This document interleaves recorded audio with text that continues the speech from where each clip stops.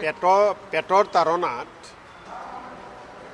বিভিন্ন মানুহে বিভিন্ন ৰাজ্যলৈ বিভিন্ন জিলালৈ নিজৰ ঘৰ এৰি দূৰ দূৰণিলৈ গৈ কাম বন কৰে, দুটকা উপাৰ্জন কৰে আৰু নিজৰ জীৱন নিৰ্বাহ কৰে। আজি নামনি অসমৰ লগতে অসমৰ বিভিন্ন প্ৰান্তৰ পৰা এখন জিলাৰ পৰা আন এখন জিলালৈ বহু মানুহে কাম বন কৰি আছে আৰু গণতান্ত্ৰিক দেশ এখনত ৰাইজৰ ভোটেৰে নিৰ্বাচিত চৰকাৰখনে সকলোৰে নিৰাপত্তা সুনিশ্চিত কৰিব লাগে, কিন্তু আজি অসমত নিৰাপত্তা নাই। অসমত এখন জিলাৰ পৰা আন এখন জিলালৈ মানুহ যাওঁতে ভয় কৰা হৈছে। দিনে ৰাতিয়ে শ্ৰম কৰা মানুহখিনি, শ্ৰমিকসকলক চৰকাৰে অসম পুলিচে নিৰাপত্তা দিব পৰা নাই। এছাম উদণ্ড অত্যাচাৰী ব্যক্তিসকলৰ হাতত আজি নিৰ্যাতিত হ'ব লগা হৈছে, আজি লাঞ্ছিত হ'ব লগা হৈছে, আজি শাৰীৰিক প্ৰহাৰৰ বলি হ'ব লগা হৈছে। আমাৰ প্ৰশ্ন হিমন্ত বিশ্ব শৰ্মালৈ, আমাৰ প্ৰশ্ন অসম চৰকাৰলৈ, অসম পুলিচলৈ যে অসমত দুখন চৰকাৰ চলি আছে নেকি? এখন চৰকাৰ দিছপুৰৰ পৰা চলে আৰু এখন চৰকাৰ উদণ্ড কোনোবা ব্যক্তিসকলৰ হাতত তুলি দিছে নেকি? অসমত কোনোবাই কাম কাজ কৰিব, নিয়ম নীতিমতে চলিব লাগিব, নিয়ম ভংগ কৰিলে আইনমতে শাস্তি হয়, কিন্তু কোনো কাম বন নকৰা দুখীয়া শ্ৰমিকসকলক যে এই অত্যাচাৰ কৰি আছে, তাৰপিছতো তেখেতসকলৰ ওপৰত কোনো ব্যৱস্থা লোৱা নাই ৰাজ্য চৰকাৰ, অসম পুলিচে। ইয়াৰ কাৰণ কি? নে এই উদণ্ড ব্যক্তিসকলক চৰকাৰে পিছপিনৰ পৰা বল দি আছে, আশীৰ্বাদ দি আছে?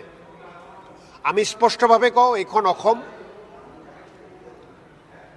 শংকৰদেৱ, মাধৱদেৱ, আজান ফকীৰৰ অসম। ইয়াতে শদিয়াৰ পৰা মানুহ ধুবুৰীলৈ যাব, ধুবুৰীৰ পৰা মানুহ শদিয়ালৈ যাব। সকলোৱে নিজৰ নিজৰ কাম কৰিব, নিজৰ অধিকাৰ লৈ জীয়াই থাকিব, নিজৰ সন্মান লৈ জীয়াই থাকিব। কাৰোবাৰ অধিকাৰত আঘাত হানিলে, কাৰোবাৰ সন্মানত আঘাত হানিলে কোনো অসমীয়াই সহ্য নকৰে। অসমক ভাল পোৱা, অসমীয়া জাতিক ভাল পোৱা কোনোৱে এনেকুৱা কাম কৰিব নোৱাৰে। ভাৰতীয় নাগৰিকক ভাৰতবৰ্ষই দিয়া ভাৰতৰ সংবিধানে যিখিনি অধিকাৰ দিছে, সেই অধিকাৰৰ পৰা কোনো বঞ্চিত কৰিব নোৱাৰে। গতিকে স্পষ্টভাৱে কওঁ, শিৱসাগৰৰ ঘটনাই হওক বা আন য'তেই এই ঘটনাবোৰ ঘটি আছে আৰু যিসকলে ঘটনা কৰিবলৈ মনস্থ কৰিছে, এনেকুৱা ঘটনাৰ পৰা বিৰত থাকক। অধিকাৰ সকলোৰে আছে, কাৰো অধিকাৰ ভংগ কোনেও কৰিব নোৱাৰে। আৰু চৰকাৰে ইয়াক কঠোৰ হাতেৰে যদি দমন নকৰে, অসমৰ ৰাইজে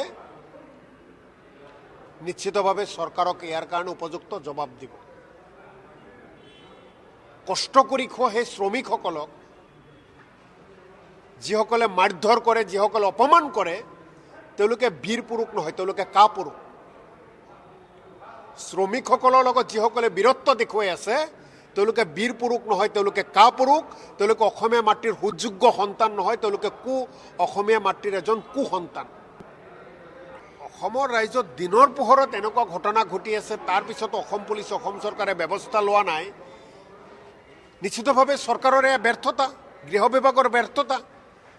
কোনোবা মানুহে ক'ৰবাত যদি কিবা ভুল কৰিছে, তাক আইনৰ জৰিয়তে শাস্তি দিয়ক, কিন্তু আইন কোনোবাই তুলি ল'ব, তাৰপিছতো চৰকাৰে মনে মনে থাকিব, পুলিচে মনে মনে থাকিব, এয়া হ'ব নোৱাৰে। এইখন দেশ গণতন্ত্ৰ দেশ, ইয়াৰে সকলোৰ অধিকাৰ আছে, সকলো নিজৰ অধিকাৰ আৰু সন্মান লৈ জীয়াই থাকিব, কোনো বাধা দিব নোৱাৰে।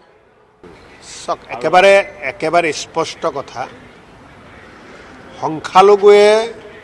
সংখ্যাগুৰুৱে এই কথাবিলাক বাদ দি কোনোবাই যদি কাৰোবাক নিৰ্যাতন কৰিছে, তাৰ বিচাৰ হ'ব লাগে আইনমতে। চৰকাৰৰ হাতত পুলিচ আছে, আইনৰ জৰিয়তে ব্যৱস্থা লওক। যদি অসমত কোনোবাই কাৰোবাৰ ওপৰত নিৰ্যাতন কৰিছে, অত্যাচাৰ কৰিছে, আইন হাতত তুলি লৈছে, তাৰ ব্যৱস্থা কৰিব লাগে। তাৰ ব্যৱস্থাটো চৰকাৰে কৰিব লাগে। যদি ক'ৰবাত কৰিছে, কিয় ব্যৱস্থা লোৱা নাই? কিন্তু দিনৰ পোহৰত আহি নিৰ্যাতন কৰি আছে, দেখিও নেদেখাৰ ভাও মুখ্যমন্ত্ৰীয়ে ধৰিছে। গতিকে এই কথাবিলাক অসমৰ ৰাইজে দেখি